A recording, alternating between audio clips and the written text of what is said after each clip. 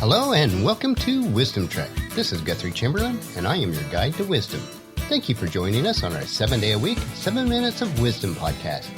This is day 41 of our trek, and today we are going to trek down the path that will allow us to become a leader or mentor to others. We're recording our podcast in our studios at Home 2 in Charlotte, North Carolina.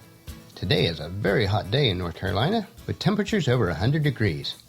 Although we usually work entirely from home, we ventured out today into the heat to visit a friend in need and to pick up a new pair of eyeglasses for me.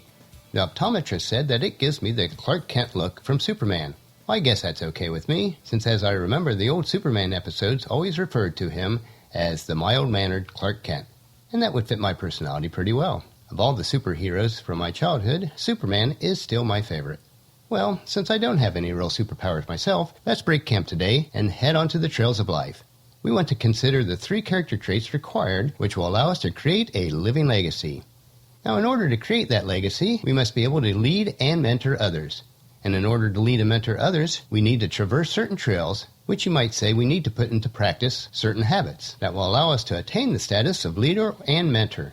And I'll be so brash to say that we cannot possibly lead or mentor others unless we hike these 3 trails on a regular basis.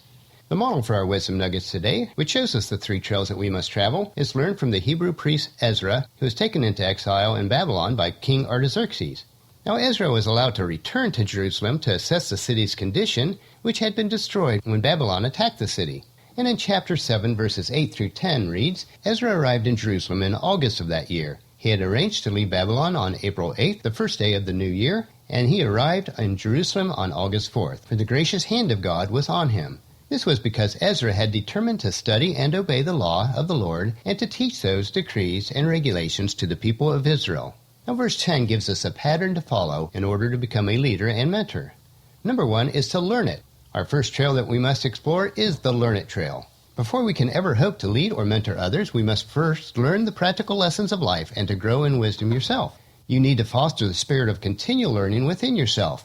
With the resources that are available using today's technology, there is no excuse for remaining unlearned or ignorant in any area of life.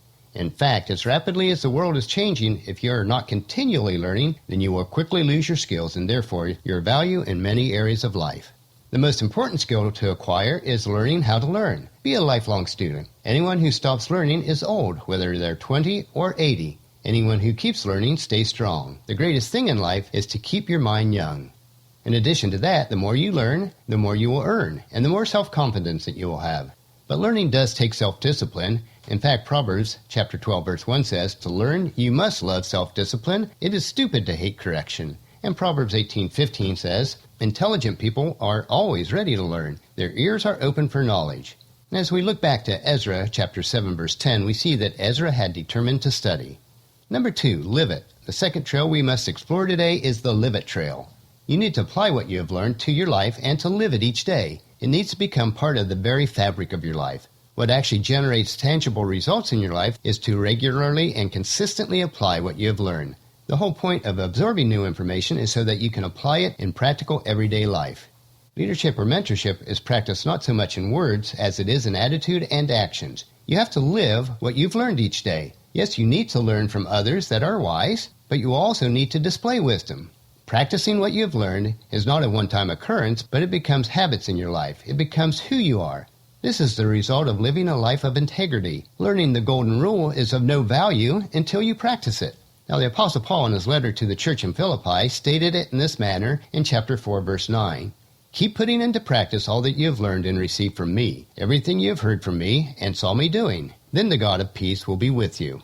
And we see Ezra put into practice what he studied, because it says, "and obeyed the law of the Lord."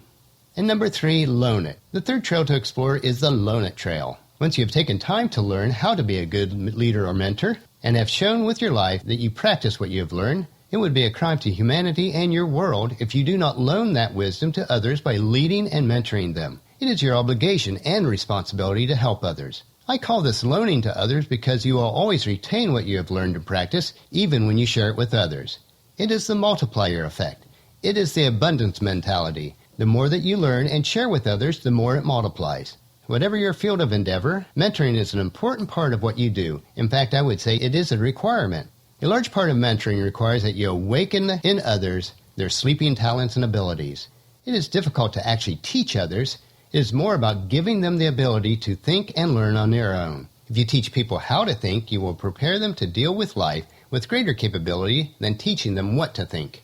As mentioned in previous episodes from Proverbs chapter 1 verses 2 through 4, as a leader and mentor, your primary objective should be to teach people wisdom and discipline, to help them to understand the insights of the wise, to teach people to live disciplined and successful lives, to help them to do what is right, just, and fair. This will give insight to the simple, knowledge and discernment to the young. Now this is true mentoring. And as a mentor, real satisfaction comes when you inspire others to be the best that they can be. And Ezra did the same, to teach those decrees and regulations to the people of Israel. So if you want to become an effective leader and mentor, practice the steps that Ezra followed. Learn it, live it, and then loan it. As your guide, friend, mentor, and fellow sojourner, let me know how I can help you so that you can become a better leader and mentor to your tribe.